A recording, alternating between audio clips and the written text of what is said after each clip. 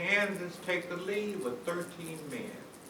Missouri sent 11, Louisiana 5, Mississippi 6, Oklahoma 2, and Indiana 1. After noting the various states represented in its national to consider the schools, Henry Dillard, Johnny Lowry, and Percy Young, and Homer Thompson, a former student of Kansas State University. For some persons who may be interested in doing research, I'm not a researcher as such, don't like research. Might research that and see what these people wound up. Henry Dillard graduated from the School of Pharmacy. Homer Thompson, who had a good fortune to return home soon after armistice, is now a junior in the School of Pharmacy. Johnny Lowry and Percy Young are classed as juniors in the School of Arts. Of the smaller schools and colleges, there was a private George Madison attended Western University. And I have a lot of stuff on Western. I'm going to go over and see if I can find his name in there. But these are some things that people who are interested in doing some research might research and see where these people wound up. Yes, sir.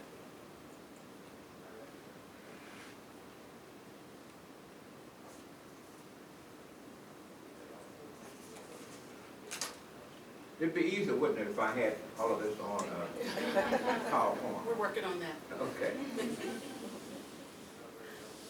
This photo, some of you may have seen this picture in the paper last year. This is the Vernon Coffey Sr.,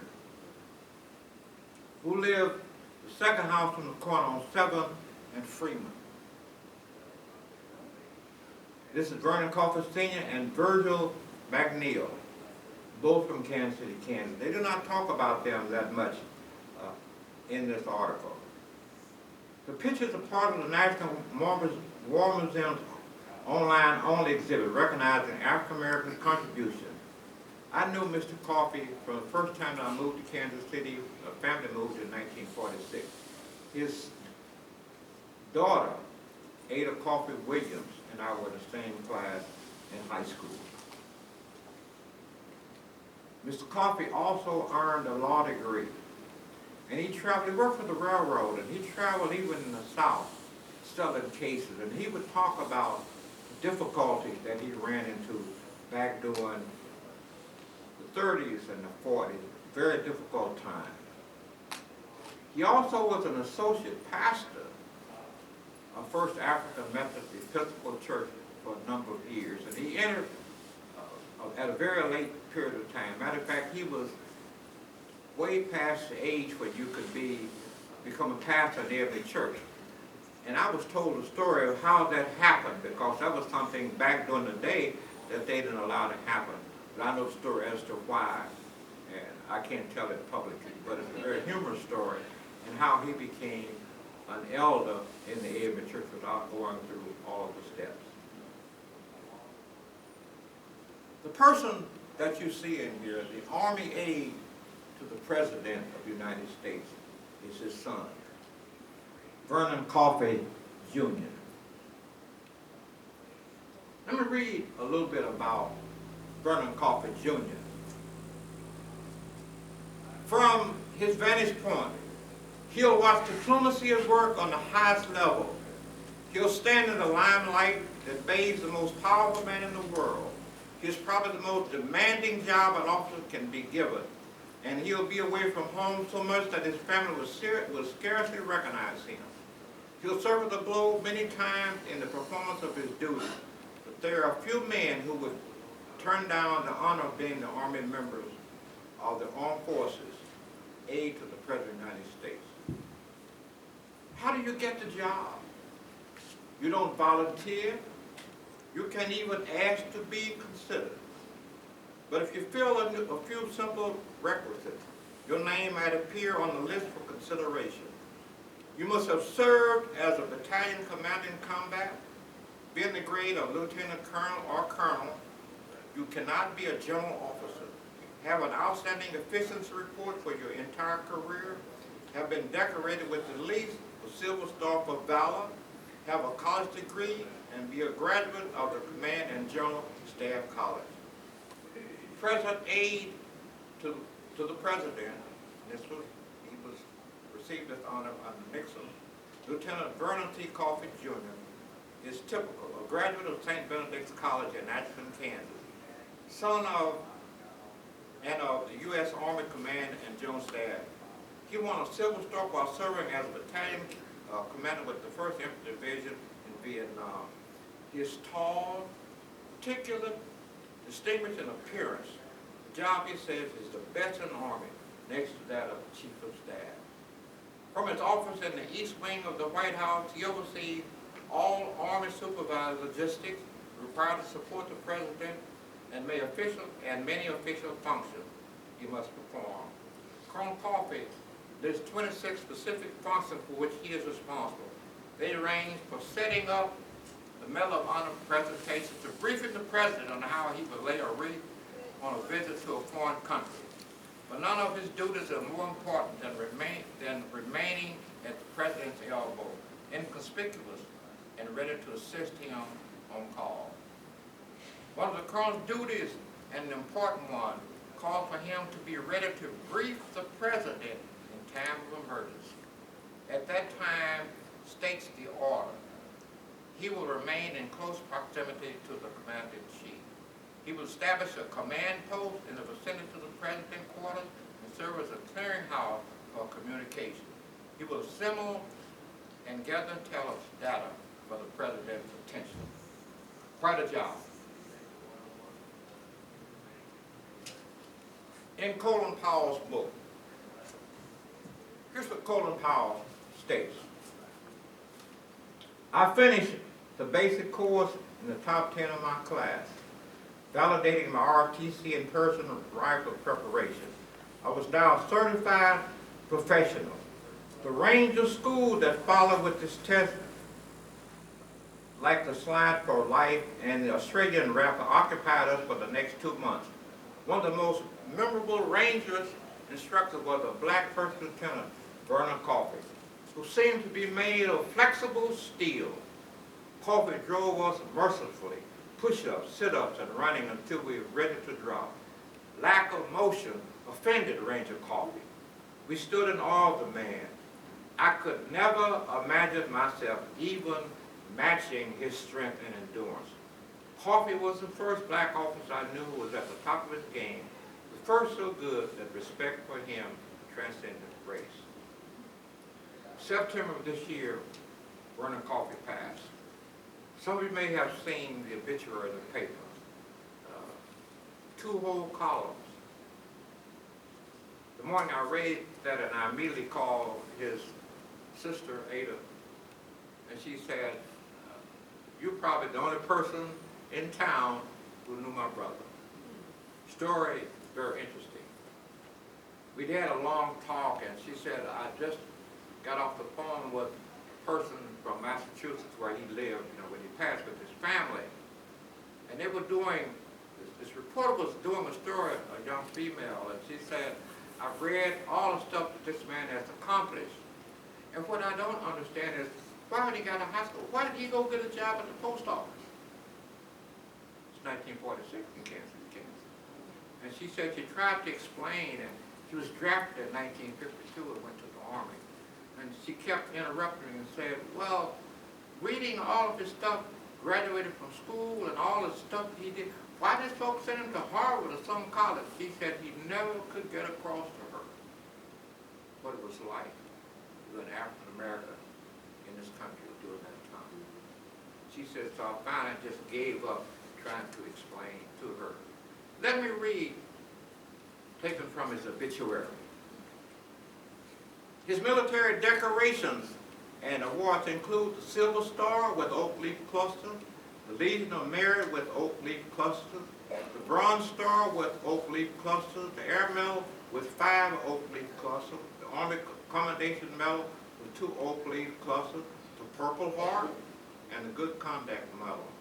Additionally, he was awarded badges for combat infantrymen, Presidential Service List, and Ranger.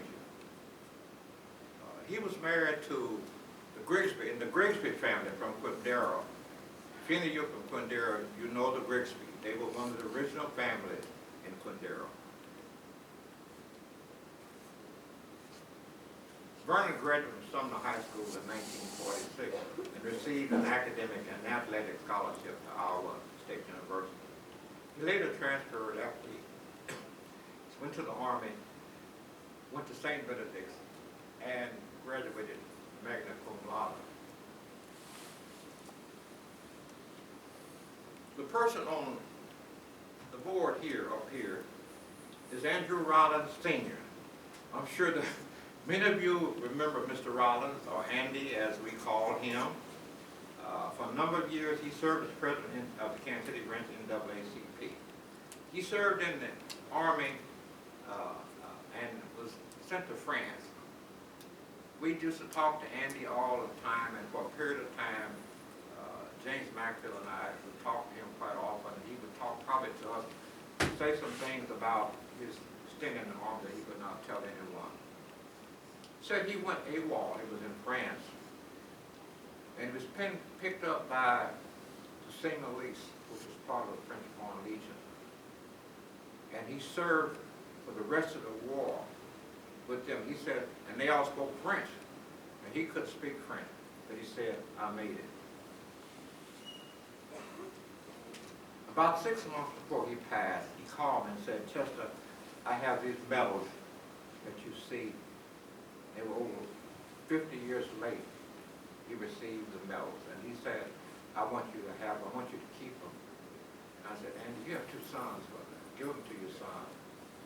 He said, no, I want you to have them. And so I kept them, and when Mr. Rollins passed, I gave them to his son, Ed. You see many pictures here of Bishop John Andrew Gray of AME, African Methodist Episcopal Church. Many of you who may be familiar with the AME Church, I'm not speaking, I'll do the cutoff at 1950. How rigorous, how difficult it was. Mother Bethel in Philadelphia sits on the piece of property that's the oldest piece of property owned by African American in this country.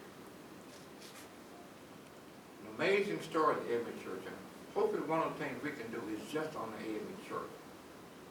The AME Church, even in this city, we did a presentation here. First AME and First Baptist would start together, and there's a marker on the corner of 5th and State, and has been there for a period of years, celebrating the 150th anniversary. Those 2 churches, First AME and First Baptist, are older than the city of Kansas City. Kansas started in 1859. And the role that those 2 churches played is amazing. The only church in Kansas City, Kansas, older than those 2 churches is St. Paul's Episcopal, which is just 1 year older than First AME and First Baptist. Bishop Gray is an amazing, amazing story. Utterly amazing. A lot of this I would not know anything about. That's why people said, I don't know this. Well, how would you know? I would never have known a lot of this had I not moved into this house.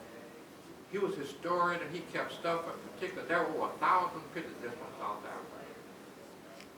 When South Africa received, when Mandela was released, and so happened, his fate would have it, this young lady, her husband pastored the church in Granby with my sister along, and so her uncle was at a bishop council meeting in Fort Worth, Texas, in South Africa. She was from Cape Town. She called us and said, you need to come up and see what this man has about South Africa. He came and left the meeting, and if you know, leaving a bishop council meeting is not easy. Taking some chance, but he came. The governor of South Africa sent people in there twice. 2 people in there, copy what I had. We use those pictures to retrieve some of the property that they own. I have now in my living room, church with time was built in 1925 in downtown Cape Town, South Africa. The value was estimated at $5 million. When apartheid really was very much like segregation here in Kansas City until the 1950s under Dunning Milan, and they took their property and moved everybody out into the countryside, and they had no records to prove was the owner.